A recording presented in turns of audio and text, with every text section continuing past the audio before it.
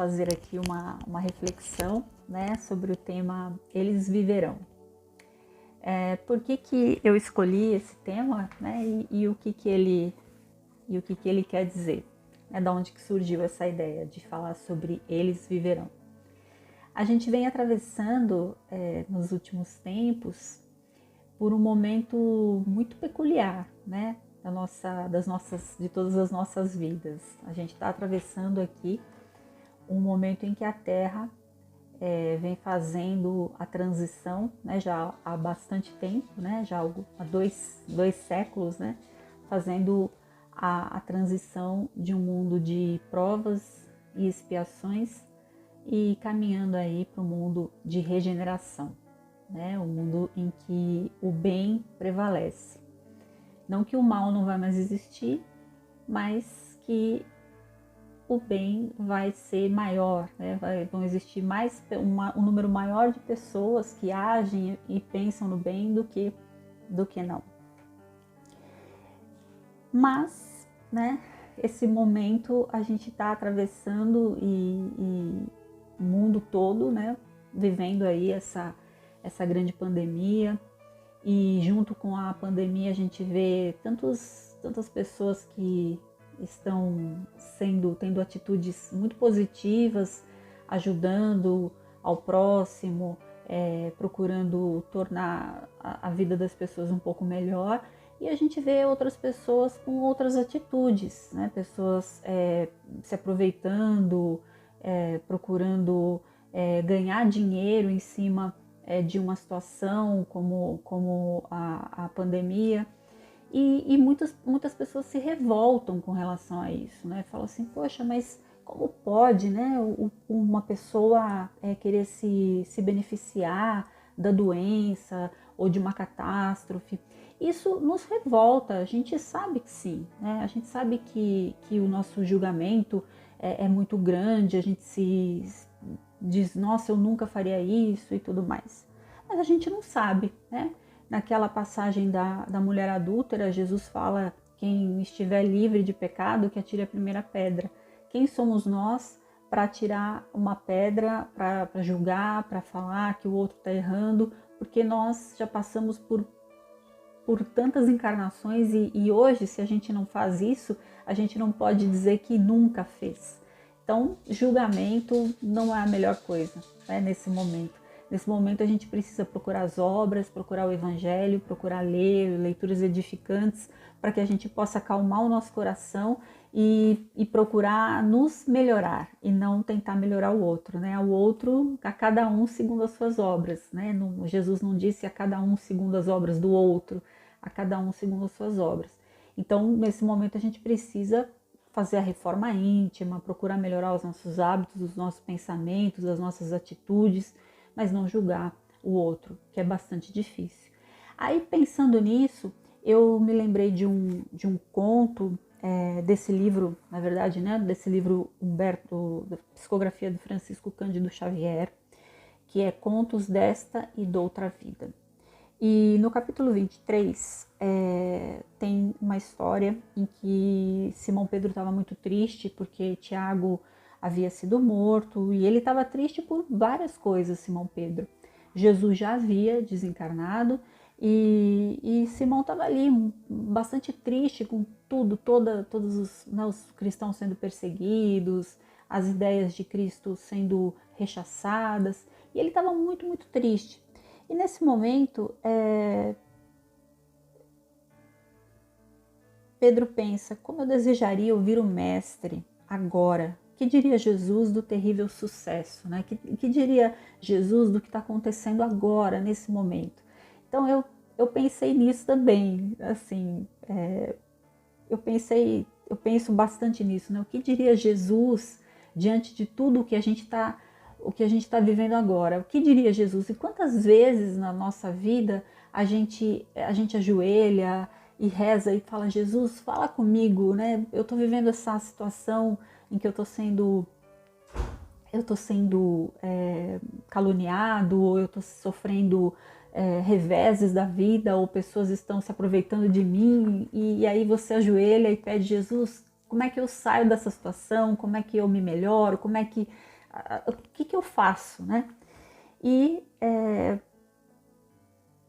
nesse instante, Pedro levanta os olhos lacrimosos e observa que o Cristo lhe surge doce à frente.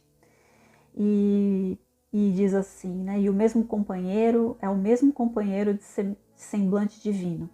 Ajoelha-se Pedro e grita-lhe: Senhor, somos todos contados entre os vermes do mundo, porque tanta miséria a desfazer-se em lama.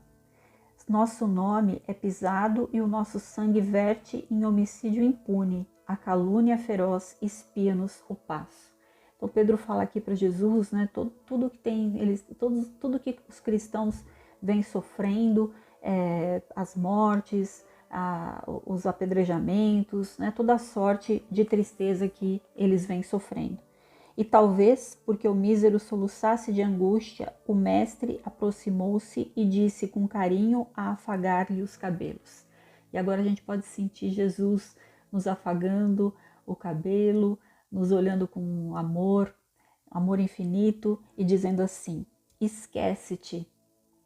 Quem quiser vir a mim, carregue a própria cruz.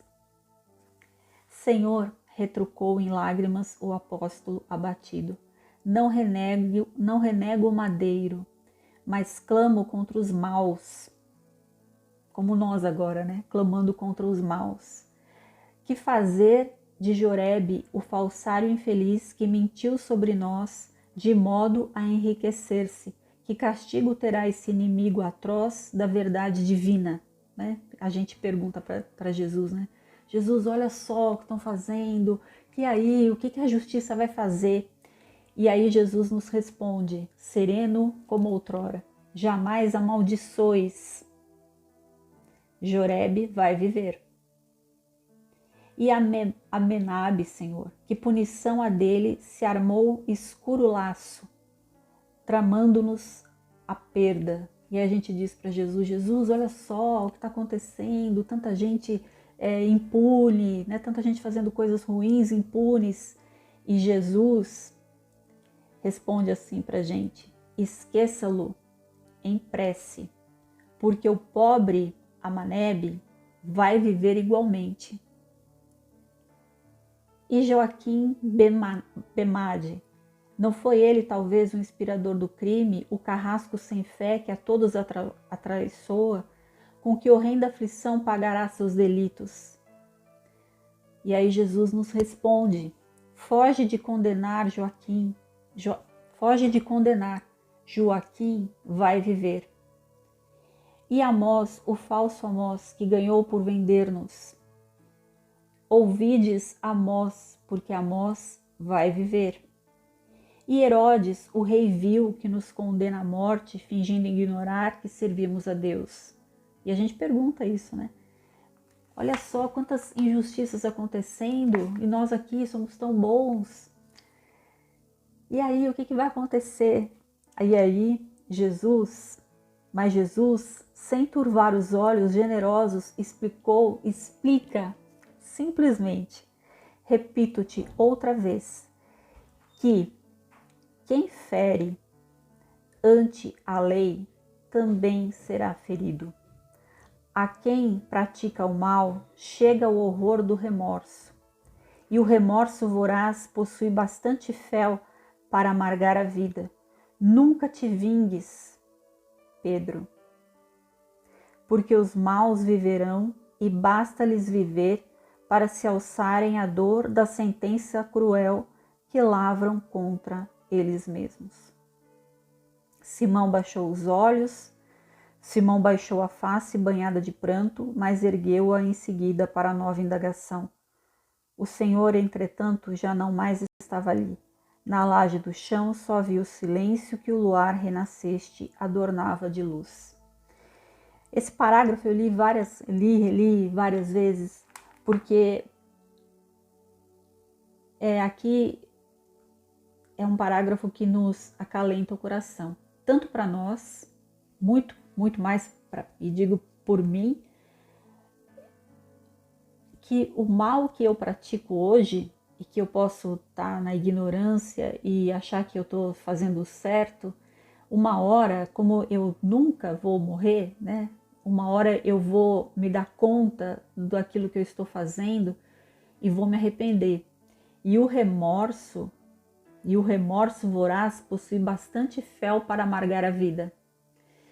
Então, se eu pratico o mal, uma hora eu vou ter que pagar por isso, não pela justiça divina que vai me castigar, mas pelo meu próprio remorso.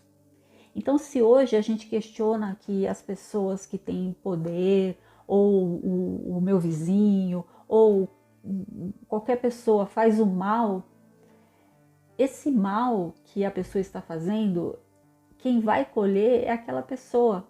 A nós não cabe o julgamento, porque o nosso julgamento, na hora certa, ele vai servir para nós mesmos, porque a cada um segundo as suas próprias obras e não a obra do outro.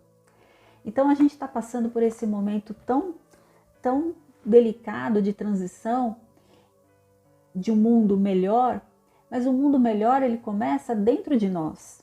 O mundo de regeneração é um mundo onde o bem prevalece, né? Onde o bem é a maioria. Não que o mal que o mal é a ignorância do bem, não que todos os homens que estarão encarnados daqui para mais os próximos anos, nesse mundo de regeneração que nasce, não que não haverá ainda pessoas ignorantes com relação ao bem, mas que o bem vai prevalecer. Mas o que é o bem? O bem é o bem que eu pratico.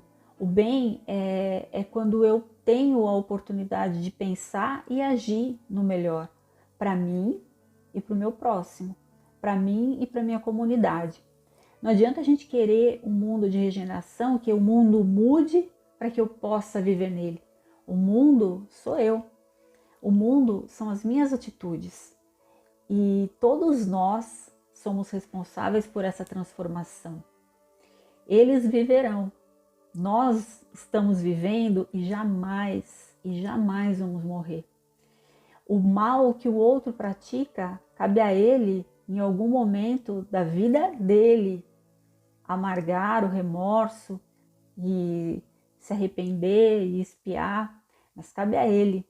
A mim, nesse momento dessa transformação, cabe me tornar uma pessoa melhor e fazer com que o mundo aonde eu passe seja um lugar melhor para se viver, através das atitudes. Então, eles viverão, nós viveremos para sempre. Então, que a gente faça desse mundo um mundo muito melhor para se viver. É isso aí, a reflexão de hoje. Um grande abraço e lembre-se, eles viverão. Até mais.